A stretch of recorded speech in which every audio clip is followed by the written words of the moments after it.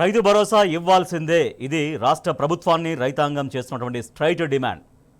రైతు బంధు కాదు, మేము అధికారంలోకి వస్తే రైతు భరోసా ఇస్తామని చెప్పారు.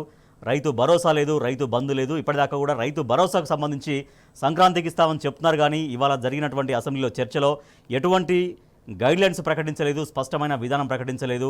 రైతు భరోసా పలానా తారీఖు నుంచి మేము ఇస్తాము అని ప్రభుత్వం చాలా స్పష్టంగా చెప్పాల్సి ఉండే, కానీ చెప్పకపోవడంతో రైతాంగం తీవ్రంగా ఆగ్రహం వ్యక్తం చేస్తోంది. ఈ ప్రభుత్వం ఎట్టి పరిస్థితుల్లో కూడా రైతు భరోసా ఎగ్గొట్టే ప్రయత్నం చేస్తుంది. కాబట్టి ఎగ్గొట్టే ప్రయత్నం చేయకుండా రైతు భరోసా ఇవ్వాల్సిందే అంటూ డిమాండ్ చేస్తున్నారు. రైట్, సాంబశివరావు, కాంగ్రెస్ ప్రభుత్వం అధికారంలోకి వస్తే ఇప్పుడు ముష్టేస్తున్నారు 10,000 బీఆర్ఎస్ వాళ్ళు, కానీ మేము వస్తే 15,000 ఇస్తామని చెప్పారు.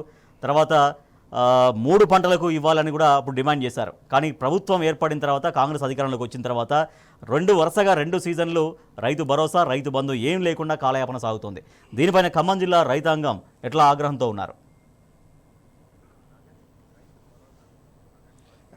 రాజేష్, రైతు భరోసా విషయంలో కాంగ్రెస్ పార్టీ కప్పదాటు వ్యవహార శైలి పట్ల జిల్లా రైతాంగం అంతా కూడా ఒక ఆగ్రహం వ్యక్తం చేసినటువంటి పరిస్థితి ఉన్నది. ఎందుకంటే గత ఏడాది కాలంగా కాంగ్రెస్ ప్రభుత్వం అనుసరిస్తున్నటువంటి విధానాలను, ఇచ్చినటువంటి హామీలను అమలు చేస్తున్నటువంటి విధానాన్ని కూడా రైతులే కాదు మొత్తం యావత్ తెలంగాణ సమాజం అంతా క్షుణ్ణంగా గమనిస్తున్నటువంటి అంశం ఉంది. ఒక్క బస్సు మినహాయిస్తే 100% ఏ పథకం అమలు కాలేదని ఇవాళ రాష్ట్రంలో ఉన్నటువంటి ప్రతిపక్షాలు, ప్రజలు స్పష్టంగా ఈ ప్రభుత్వాన్ని ఆరోపిస్తున్నటువంటి దాఖలాలు అనేకం మనం చూస్తూ ఉన్నాం, అనేకం చెప్తా ఉన్నాం. ఇవాళ ఇస్తున్నటువంటి గ్యాస్ కావచ్చు, అట్లాగే ఉచిత కరెంటు కావచ్చు, లేకపోతే ఇతర ప్రభుత్వ పథకాలు ఏవైతే అమలు చేశామని చెప్తున్నటువంటి పథకాలు ఉన్నాయో, రుణమాఫీ కూడా కావచ్చు, ఏ పథకమైనా సరే 25 నుంచి 30% మంది ప్రజలకు మాత్రమే అది చెందుతూ ఉన్నది. మిగిలినటువంటి 70-75% మంది ప్రజలను మభ్యపెట్టేటువంటి ప్రయత్నం చేస్తూ ఉంది ప్రభుత్వం అనేది ఇప్పటి వరకు వస్తున్నటువంటి ప్రధానమైన ఆరోపణ. అదే అంశము ఇవాళ రైతు భరోసాకు సంబంధించినటువంటి అంశం. అసలు ఇప్పటి వరకు రైతు భరోసాను కాంగ్రెస్ పార్టీ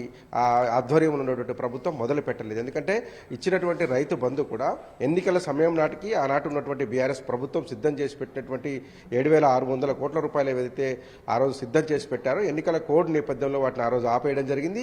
ఆ తర్వాత వాటిని కాంట్రాక్టర్లకు మళ్లించి కొంత కాలయాపన చేసినటువంటి పరిస్థితులలో రైతాంగం తిరగబడ్డం.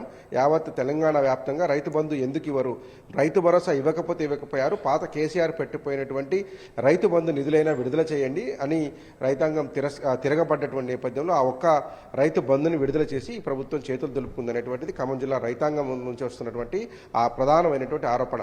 గత 2 సందర్భాల్లో, మొన్న జూలై 1వ తేదీన 2024 జూలై 1వ తేదీన క్యాబినెట్ సబ్ కమిటీ ఏర్పాటు చేశారు. దానికి ఖమ్మం జిల్లాకి చెందినటువంటి డిప్యూటీ సీఎం, ఆర్థిక మంత్రి కూడా అయినటువంటి బట్టి విక్రమార్కను దానికి చైర్మన్గా పెట్టి cabinet sub committee Rythu Bharosa విధి విధానాల రూపకల్పన మీద ఏర్పాటు చేశారు.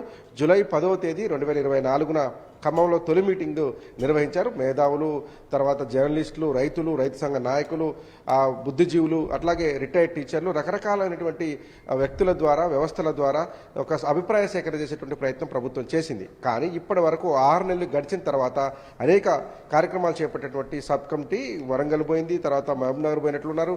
నల్గొండ కూడా బహుశా 4-5 మీటింగ్ల కార్యక్రమాలలో నిర్వహించి ప్రజల యొక్క విస్తృతమైనటువంటి అభిప్రాయాలు తీసుకున్నాం, రైతులతో మాట్లాడాం, రైతు భరోసాకు సంబంధించినటువంటి విధి విధానాలు రూపకల్పన చేస్తామన్నారు.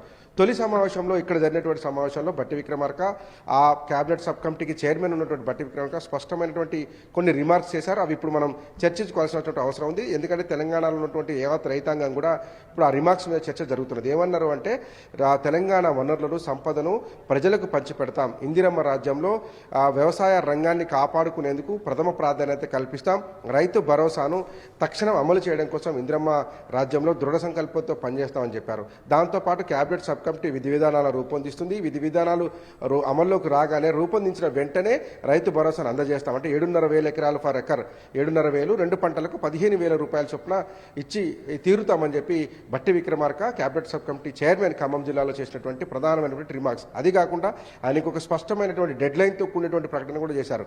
కేంద్ర ప్రభుత్వం పార్లమెంట్ ఎన్నికలు జరుగుతున్నటువంటి నేపథ్యంలో ఆ ఓటాన్ అకౌంట్ బడ్జెట్ పెట్టింది. పూర్తిస్థాయి బడ్జెట్ రాగానే మీకు డబ్బులు విడుదల చేస్తామని చెప్పారు. కానీ రాష్ట్ర ప్రభుత్వం కూడా బడ్జెట్ పెట్టింది. ఇప్పటివరకు రైతు భరోసా సంబంధించినటువంటి ఎలాంటి విధి విధానాల రూపకల్పన జరగకపోవడం. అయితే రైతు భరోసాకు సంబంధించి చాలా వరకు గైడ్ లైన్స్ రాబోతున్నాయి. అంటే పాన్ కార్డు ఉన్న వాళ్ళకి కానీ, తర్వాత ఐటీ రిటర్న్స్ చేసే వాళ్ళకి కానీ, అంటే దాదాపుగా చాలామంది రైతుల దగ్గర ఇవి ఉంటాయి. జనరల్గా ఎవరైనా లోన్ తీసుకొని బండి తీసుకున్న, వెహికల్స్ దేనికైనా ఉంటాయి ఇవన్నీ కూడా. వాళ్ళందరికీ కోత పెడితే ఇక రాష్ట్ర వ్యాప్తంగా అందేది కేవలం ఒక 25% మంది రైతులకు మాత్రమే. వాళ్ళు ఏదైతే ఇవ్వబోతున్న పథకం అది రైతు భరోసా అంటున్నారు. సో అది కేవలం 25% ఆఫ్ రైతులకు మాత్రమే అందే ప్రమాదం ఉంది అనేటువంటి చర్చ.